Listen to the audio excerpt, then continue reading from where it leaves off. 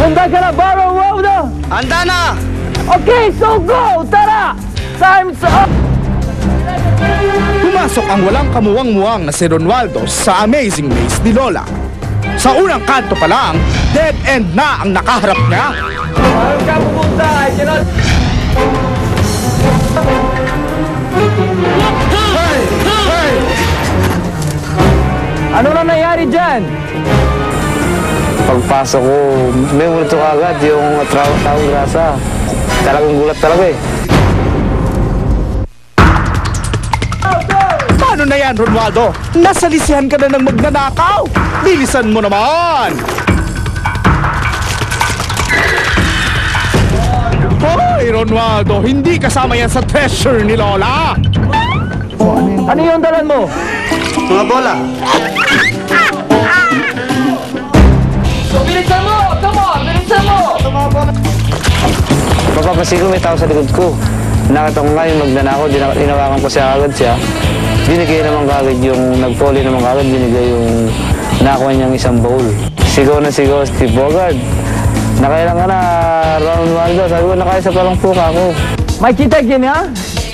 Magaling, Ronaldo. Konti na lang at matatapos mo na ang pagsubok. Bilisan mo! Bilisan mo!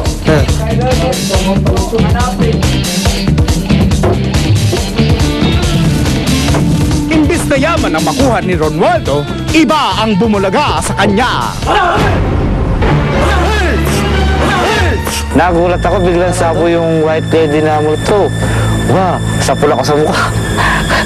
Ako pa, ginaganong-ganong ko pang kwan.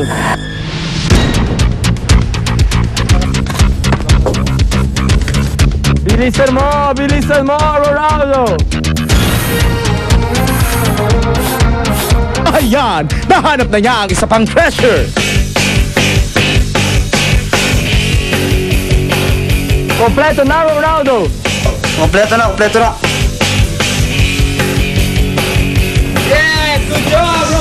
Akala ko ang mangyayari, madaling kuhanin, madaling lumabas. Mahirap po palang labasan yung ganyan. Ang total time ni Ronaldo, 5 minutes and 32 seconds.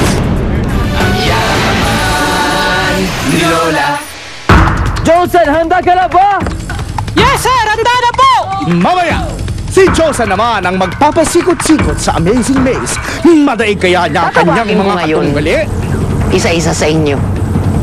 At malalaman natin kung ano ang obserbasyon galing kay Bogart.